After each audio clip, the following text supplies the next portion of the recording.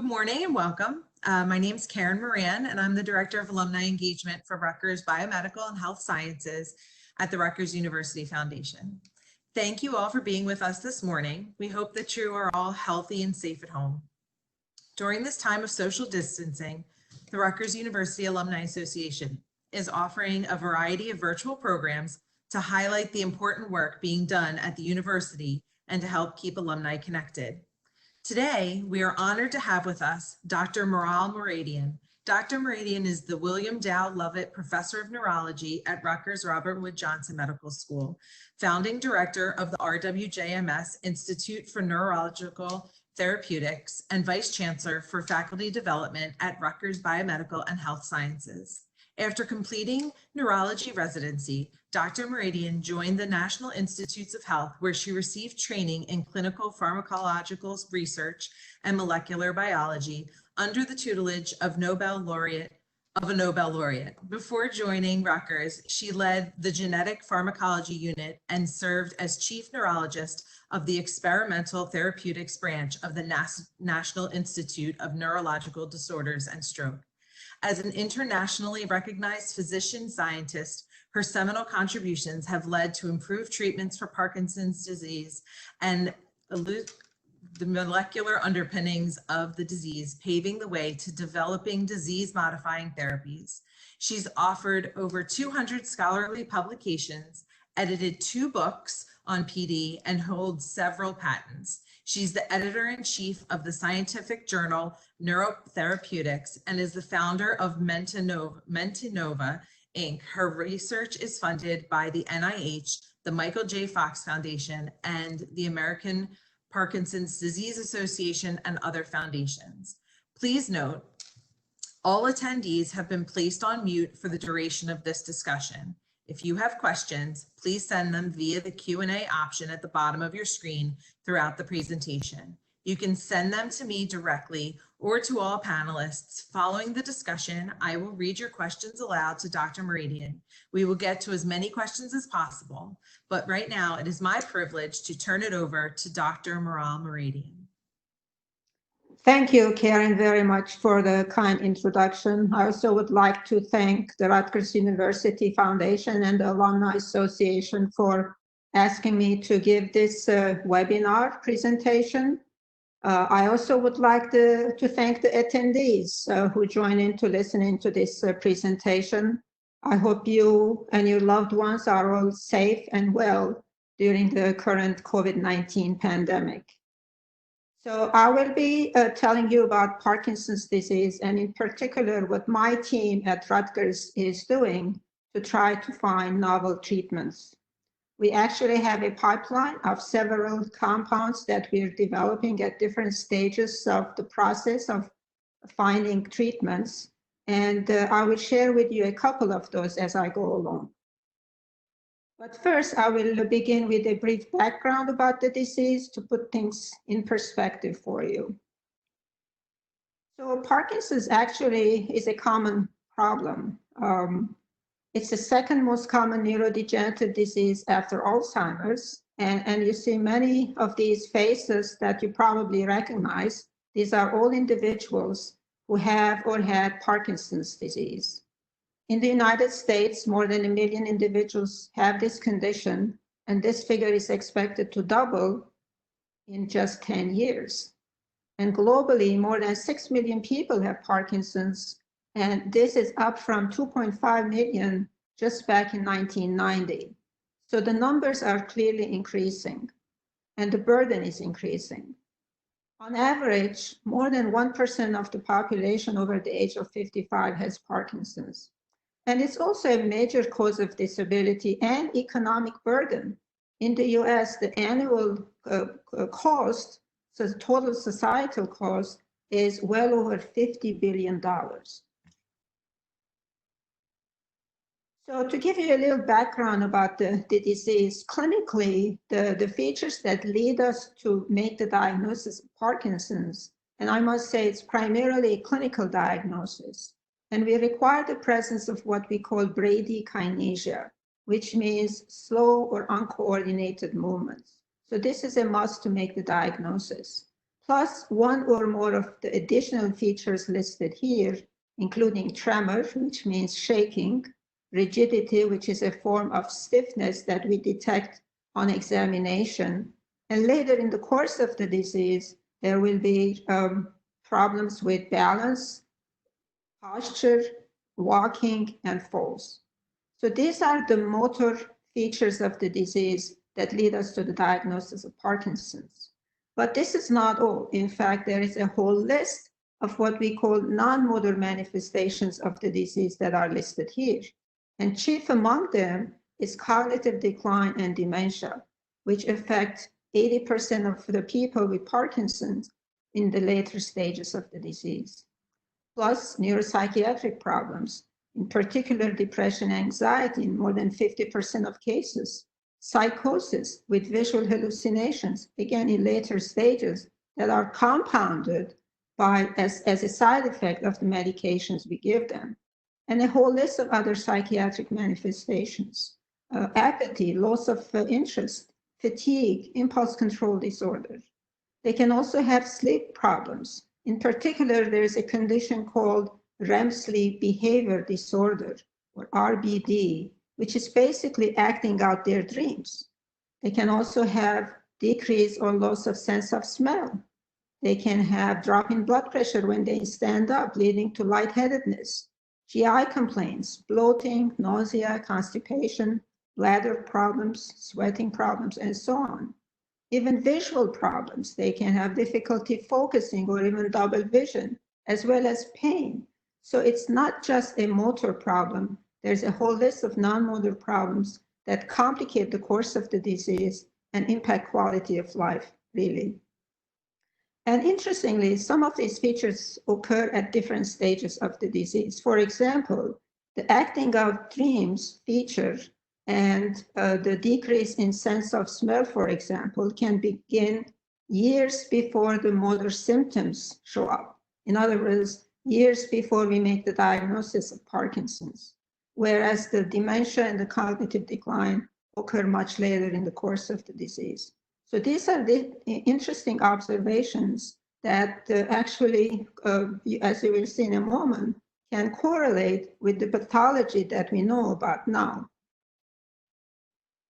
So we currently have pretty good treatments to control some of the motor symptoms of the disease.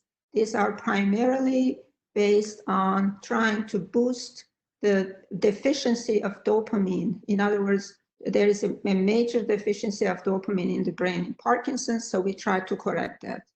And the most effective drug actually is a drug called L-DOPA or levodopa. So that's very effective in the early stages of the disease, but as you will see in a moment, later in the course of the disease, it has its own problems. But nevertheless, early on, we can treat the symptoms pretty effectively, the motor symptoms, that is. But what we have failed for a long time is to find something that modifies the course of the disease, the underlying problem, slowing it down or stopping it. And there have been many studies, which I will share with you shortly, and they have been really disappointing. But we are very hopeful that we're going to change that trajectory, as you will see in a moment.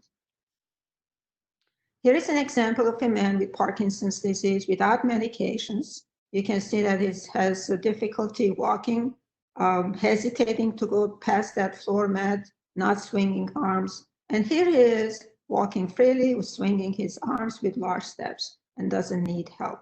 So this is the effect of L-DOPA. You can see it's a very effective drug. However, after taking this highly effective drug for a number of years, this is what can happen in some individuals. Involuntary movements. In this man affecting his entire body, and as a result, he's unable to sit still. And in this man affecting primarily his neck. So this is a treatment that helped this man for a number of years, but it's now left with these unacceptable involuntary movements. We actually have a couple of drugs in our pipeline to address this problem. One is based on a gene therapy, and the other is a conventional drug that is going on to be tested in a clinical trial. I will not be talking about these symptomatic therapies today, rather focus on disease-modifying therapies, things that address the fundamental underlying problem in the disease.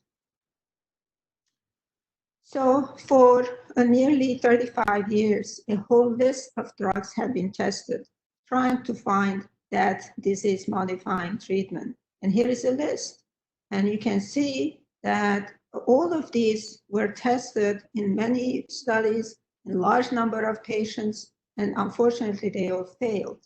Even the last two on this list, very recently, did not work in large clinical trials. So these are drugs that target what I call pre-genomic era ideas or targets.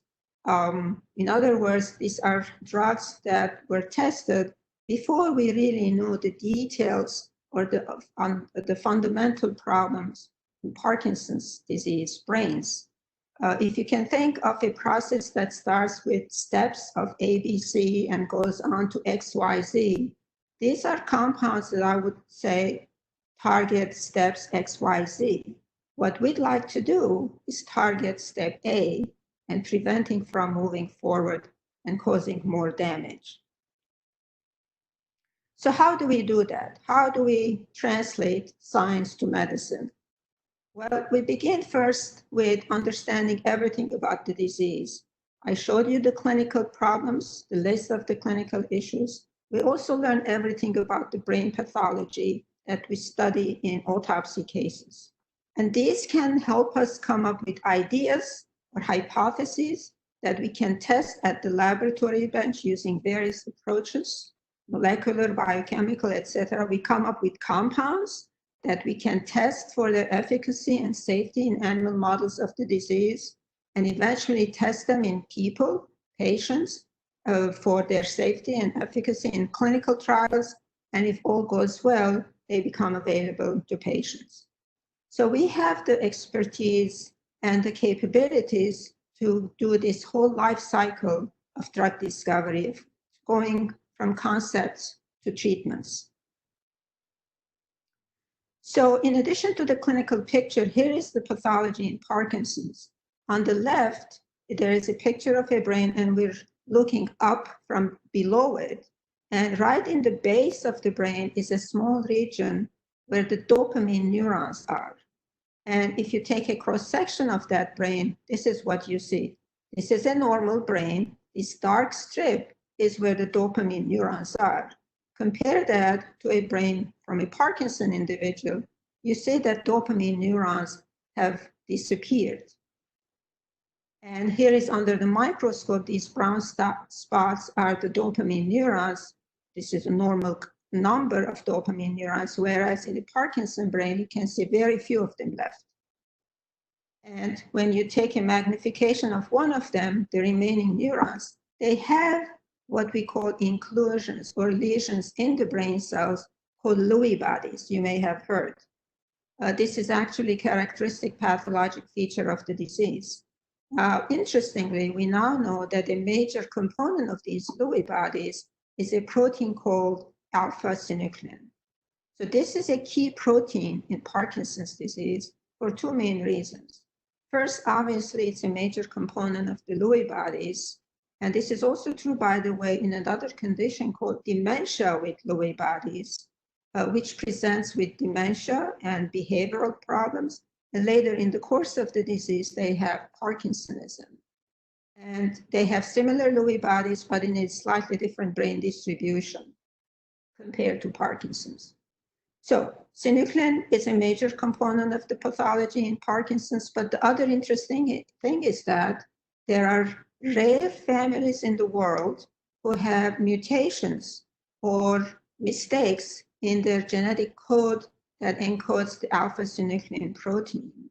And in those families who have the mutation, individuals who have mutation, develop Parkinson's disease at a relatively young age, and they also tend to have dementia.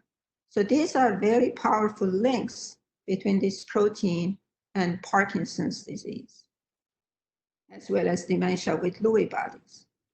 So the other thing we've learned about this protein is that the way it shapes, it takes a shape or folds, is an important factor for causing a problem in the brain. For example, if you take the normal synuclein protein, it makes very little fibrils, these lines or curves, whereas a protein that has these mistakes in the genetic code that is associated with Parkinson's disease, you can see they make a lot more of these fibrils. So we think that the shape of the protein is important in causing a problem or toxicity. So I showed you this picture, how the dopamine neurons in the base of the brain disappear when an individual brain comes to autopsy. Now, interestingly enough, we now know that this pathology actually doesn't start here, and it doesn't even end here. In fact, based on a series of neuropathological studies by a German neuropathologist who studied a series of brains at different stages of the disease, and he found that these synuclein-containing Lewy body-like problems or pathology actually is present earlier in the course of the disease, much lower in the brain, and in fact, even in the periphery, in the nerves that innervate the gut, and also in a small part of the brain under the front of the brain, above the nose, called the olfactory bulb, which is also affected. So by the time these dopamine neurons are affected in a 6-stage scheme that these pathologists came up with, by the time the dopamine neurons are affected, it's already stage 4 out of the 6 stages. So it's already more than halfway through the process. But that's when the motor symptoms show up, and that's when we make the diagnosis of Parkinson's disease. And from that on, as the pathology spreads upwards and affects other brain regions, that's when other problems show up, including dementia and hallucinations. So there is a correlation between the clinical picture and the pathology.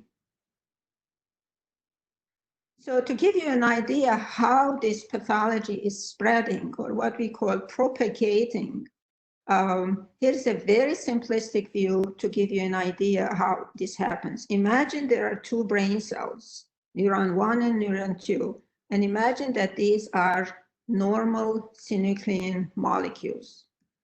For various reasons, which I will cover briefly shortly, some of these normal synuclein molecules, these are not even, they don't even have mutations. They don't have mistakes in their genetic code, but various reasons can lead some of these synuclein molecules to take an abnormal shape. We call it misfolding. And this can act as a nidus or a nucleus that makes other normal synuclein molecules to add on to this misfolded proteins, forming a small aggregate.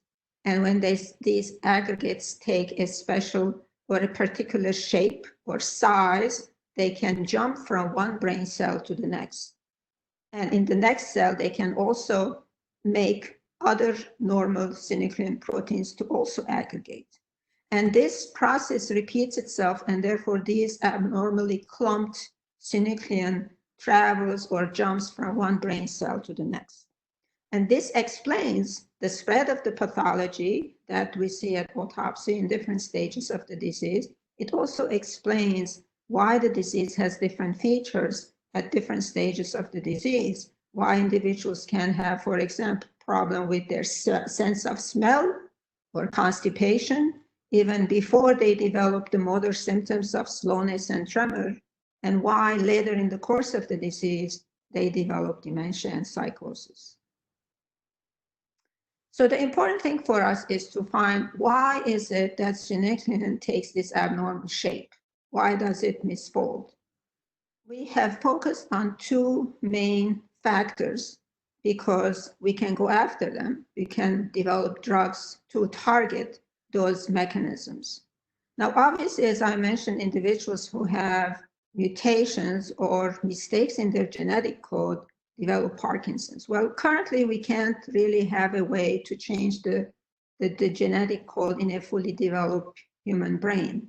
The technology is just not there.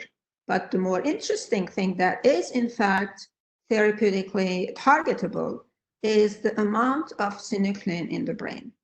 And the reason that is important is that there are, again, rare families around the world who have extra copies of the synuclein gene. Here is a picture of our chromosome 4, and the red spot is where the synuclein DNA or synuclein gene is located. So there are families that have either an extra copy or even a third extra copy of this gene. Well, those individuals develop Parkinson's disease, again, with dementia. And interestingly, there is a gene dosage effect. In other words, each extra copy of this gene makes the disease start earlier. For example, if a non-genetic form of Parkinson starts around the age of 60, somebody with an extra copy, the disease starts around age 50, and somebody with yet another copy develops the disease around age 40. So this tells us that the amount of this protein in our brain is an important risk factor for developing this disorder. So this is one aspect that we're going after as a therapeutic target. The other mechanism that we're targeting is what we call phosphorylation. What happens is that after we make a protein, many proteins are what we call modified. There is something else added to them. In this case, phosphorylation is added to synuclein at a particular site. So let's call it a P tag or a P flag. And the reason this is important, when we look at these synuclein aggregates in the brains with people with Parkinson's or dementia with Lewy bodies, they are always phosphorylated. They have too much of this P tag on them. And a protein that has this P tag tends to misfold and form fibrils faster than a synuclein protein that does not have the P tag. So we think this is an important reason why the protein aggregates and causes problems. So first, the amount of the protein. As I mentioned, if there is too much of synuclein protein in the brain, it's bad for the brain. So how do we address that therapeutically? Well, if you have too much of something, you either reduce production or you try to decrease clearing it, just like a faucet in a sink. So in our case, we have to decided to go after trying to reduce production of the synuclein. Now, very briefly, we make proteins all the time. And as I mentioned, they are encoded in our DNA. And DNA is then transcribed into RNA, and then RNA is translated to protein. What we are targeting is going from RNA to protein to make less of synuclein. And we have two ways of doing this. One is gene therapy, and the other is a small molecule that can stop this process. This is a rather complicated slide because it's very recent. We published this earlier this year. This is a way to target the RNA of synuclein to block it from making the protein.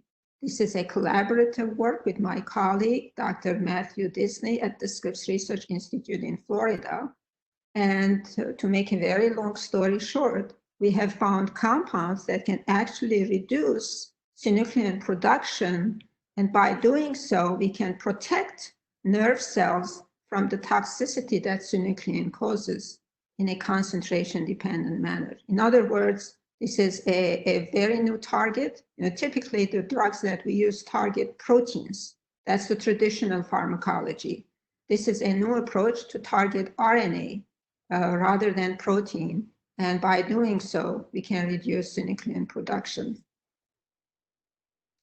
So what have we learned from this very innovative approach? First, we learned that alpha-synuclein mRNA can be effectively targeted with small molecules to reduce its production. And these small molecules can protect brain cells from the toxicity of synuclein.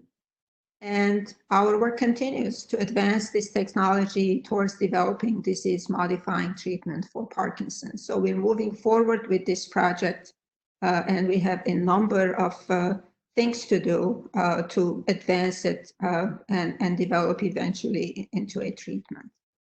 The second target, as I mentioned, is the phosphorylation. Again, phosphorylation it enhances or accelerates the process of abnormal misfolding. So we wanted to reduce that process. Again, to make a very long, complicated story short, we screened for compounds that can reduce this process. And this is a collaboration with Princeton. And as a source of potential compounds, we turned into coffee. And you might say, why coffee? Well, you might be interested to know that in epidemiological studies, there is evidence that coffee consumption is associated with reduced risk of Parkinson's disease. Interesting. This is also true, by the way, for Alzheimer's disease. And for a very long time, everybody assumed it's because of caffeine, because whenever we think of coffee, we think of caffeine, right? What we don't think much about is the fact that coffee actually has more than 1,000 different compounds that we're drinking. So we were able to identify a particular compound out of these 1,000 called EHT, which is the abbreviation for iconosyl 5-hydroxytryptamide. And we found it to reduce synuclein phosphorylation, its tendency to aggregate and misfold, as well as its toxicity.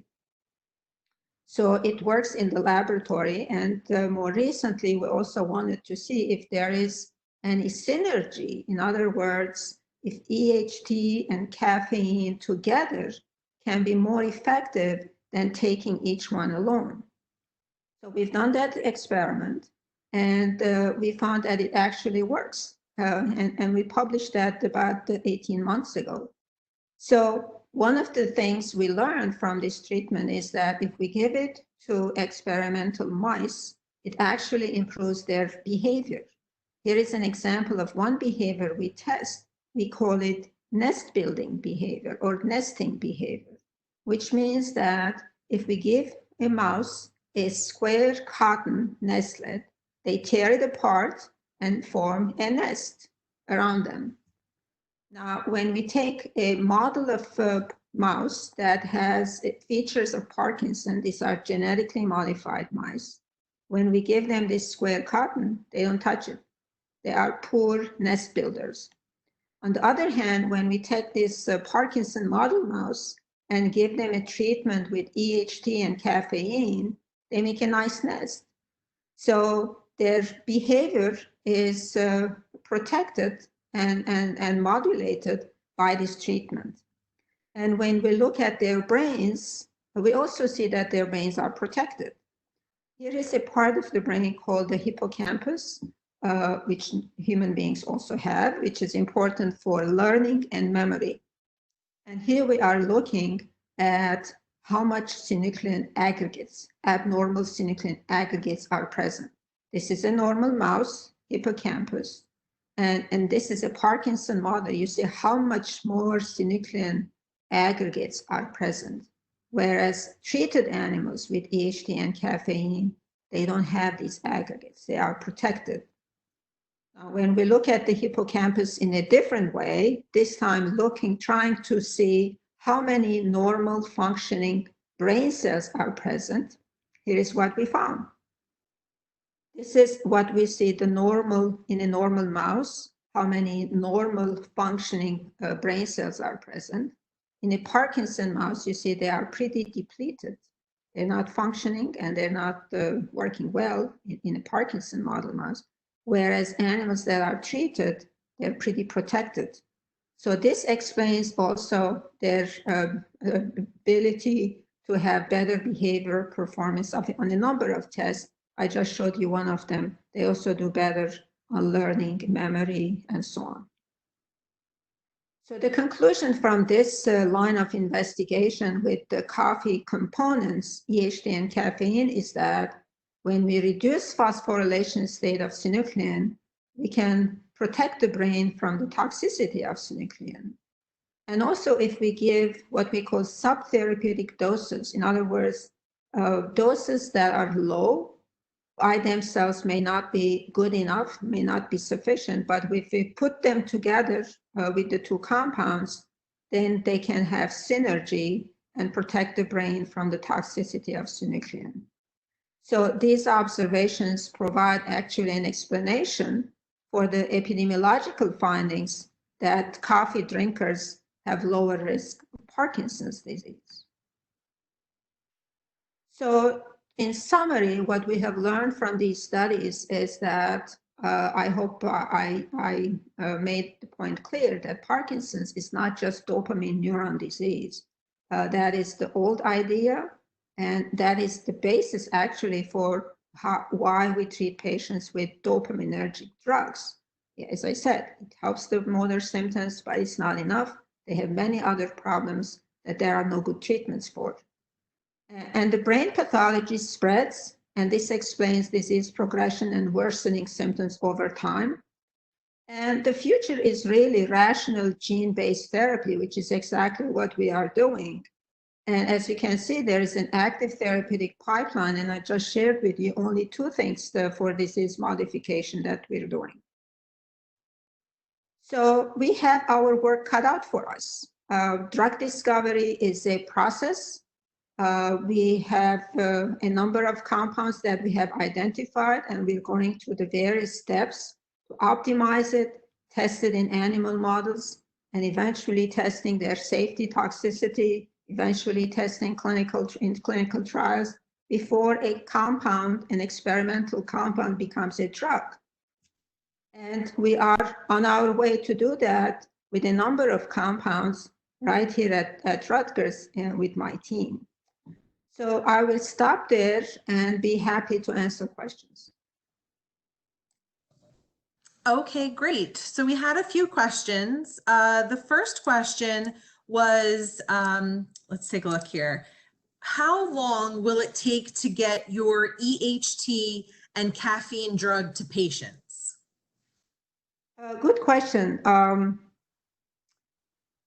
Actually, because EHT and caffeine are already in coffee, and there is a fair amount of safety information about them, unlike completely new drugs. So that should take a shorter time than actually developing a brand new compound. So all these developments, actually, how long it takes is a function of how much support a research team can have. The greater the support, the faster things advance. So I would say it can be just a few years. Some of the other compounds that are brand new, that have not been tested for toxicity, would take a little longer. Okay, a similar question was, how much coffee would you have to drink to be protected from Parkinson's disease? That is a common question. And there is no good answer because the amount of the compound EHT in different coffees is different. So without knowing how much the particular coffee you're drinking it has this compound, it's not, there is no good answer to it, but it's gonna be more than you would normally drink. So I don't recommend somebody to keep drinking or increase their intake of coffee in order to get the good benefit of this compound, because you don't want to expose yourself to other things. You don't want to have too much caffeine. It has its own consequences if you take too much of it. So it is not a good way to increase your intake of EHT. So I don't advise it. It is better to wait until well-defined dosage and combination is made available.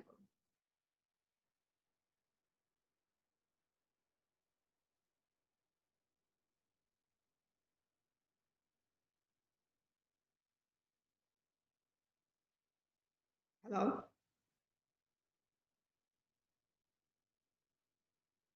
Karen? Can't hear you. Oh, sorry about that. Can you hear me now? Yes. Okay, sorry. Is it possible to be tested to see if you have the genetic mutation for Parkinson's? And if so, what is involved? Yes, it is possible. Now, actually, there are multiple genes that can cause Parkinson's, and there are even larger number of what we call risk genes. They don't actually, they're not an actual disease gene, but they increase the chance of somebody developing Parkinson's. And it's a blood test. One can go to research centers typically where, or even the clinics. It's a blood test that laboratories, genetic laboratories can test. Some of them are very well studied. They're easy tests. So it is possible. The synuclein mutation I mentioned is very rare.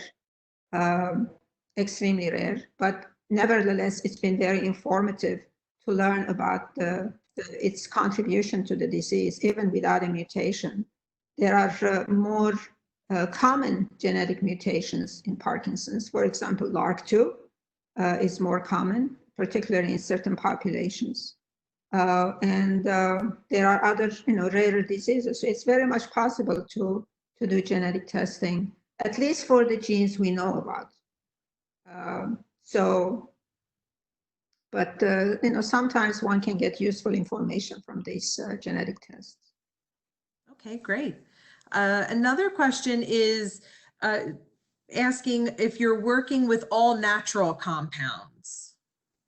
No, only the coffee compounds I mentioned are natural compounds. Everything else we have are new compounds and new biologics, gene therapy. So those take more time to be developed. Okay. Another question is, what are the next steps in your work and what will you need to get your discoveries to patients? Yes, so as I mentioned, each project we have, and we have several, we have 2 for the L-DOPA inducing voluntary movements, we have several for disease modification. So they're at different stages of development. Some we have, so typically we start from very simple steps, so like what we call in vitro, very simple molecular experiments. Then we test it in cells, then we test it in animal models of the disease. We do safety and toxicity studies in animal models before going to clinical trials. So one of our compounds has gone through all those steps and is ready for a clinical trial. The others, the compounds I mentioned that target RNA are very early stage disease. So we still need to do a lot more work to get to a stage that can get closer to a clinical trial. What do we need? Resources. I mean, research is very involved, very multidisciplinary. We need people. We need to support highly trained people, trainees, to do these experiments, lab staff. We need resources for mouse experiments, vivarium experiments, purchasing research supplies, purchasing equipment. So a lot of expenses. It's a complex operation, really, and so it depends on how much a research lab really, how much support they have. That really impacts how fast they can advance. And support, I gave you examples of what kind of, where we spend the resources. So each one is critical to impact the pace of discovery.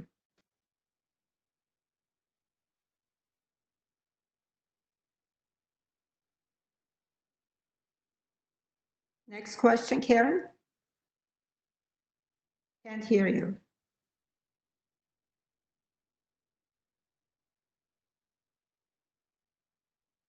Versus inducing disaggregation. And it says inhibiting further aggregation versus, okay, yeah, that's the same question. Karen, I could not hear the beginning of your question. Oh, sure. It just says inhibiting aggregation versus inducing disaggregation. Oh, very good question. I would say inhibiting aggregation is a more effective approach, getting ahead of a problem rather than trying to chase it after it happened. I think it's easier.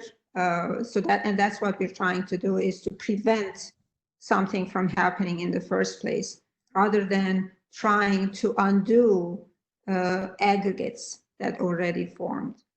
There are other approaches out there that are being tried along those lines, and we'll see. But I would think it would make more sense to prevent something from happening in the first place.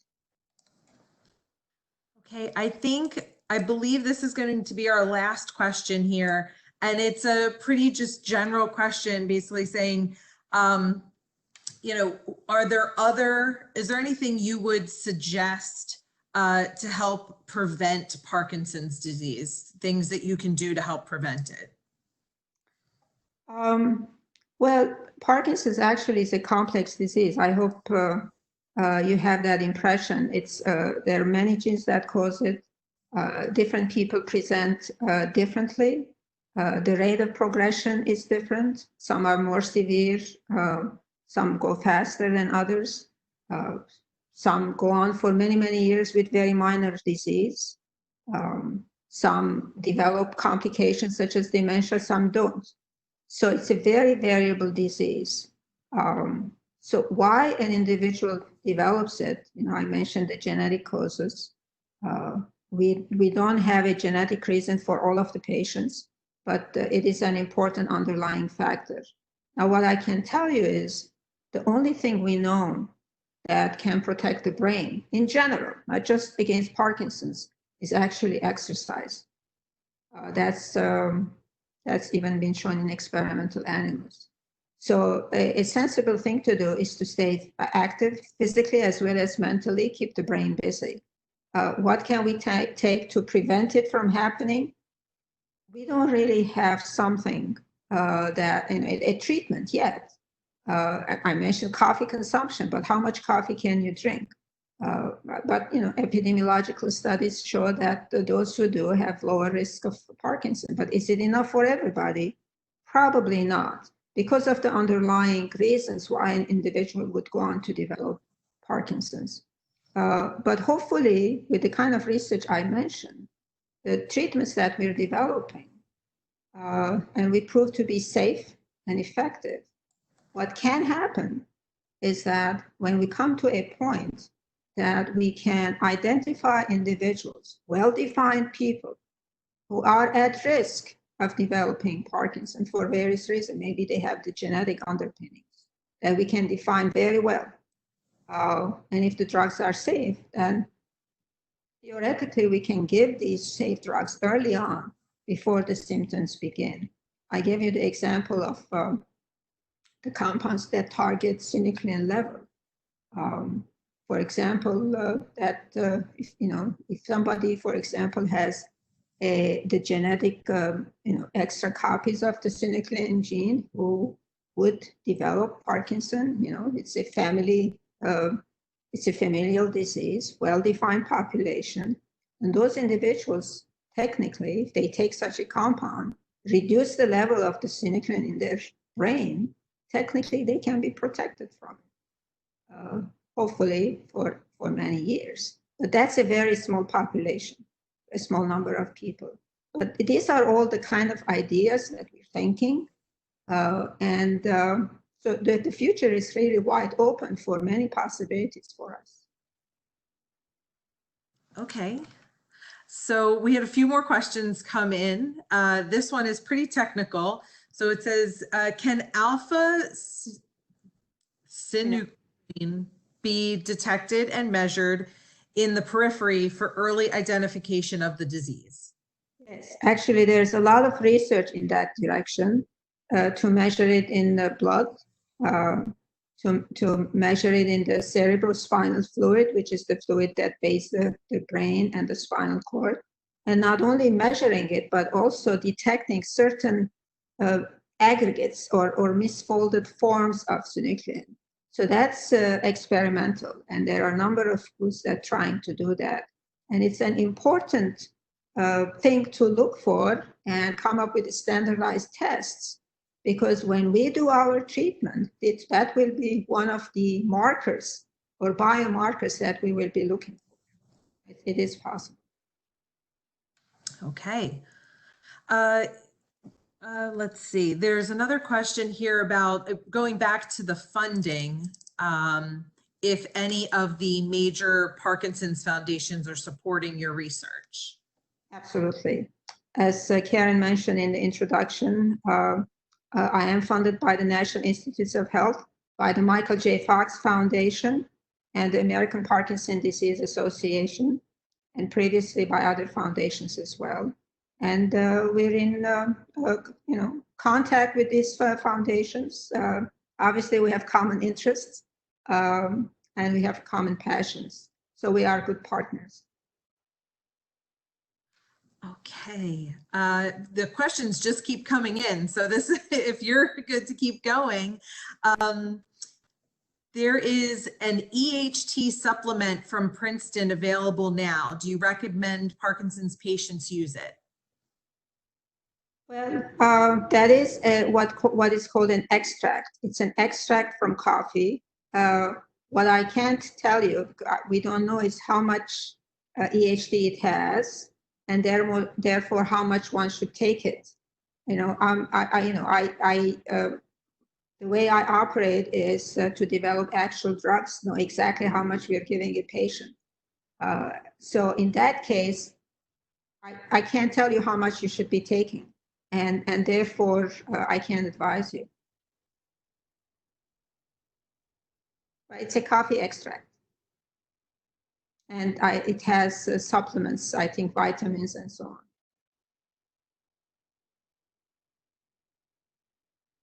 Next question. Karen, can't hear you.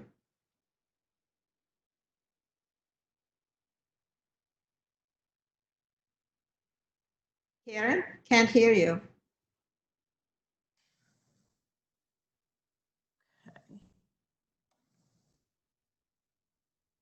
Hello, Karen? Oh, there we go. Sorry, I don't know what's going on here today. Too many people. Someone asked if there's a way to participate in your current trial. Well, the compounds we are testing that I mentioned, that I described, are not ready for clinical trial. The one that I mentioned is ready for clinical trial, is actually licensed to a larger pharmaceutical company, and they will be conducting the trial. Okay. Okay, I think we have addressed all of the questions. There were quite a few that came in. Is there anything else you want to leave us with before we end today's talk? Well, I just want to thank the audience for the wonderful questions, very interesting, pointed, really smart questions, and for their interest in what we're doing and in being engaged with Rutgers. Obviously, I mentioned all the support we get, but it's never enough. As I mentioned, the more support we have, the faster we'll get to the finish line. And having partners and people who are engaged is always very helpful and appreciated. So thank you. Dr. Mouradian, on behalf of the Rutgers University Foundation, we'd like to thank you for sharing your time, your wisdom, and expertise this morning. Thank you to all of the attendees for joining. We hope everyone stays safe and healthy during this time, and we hope to see you soon. Thank you so much. Thank you. Bye-bye.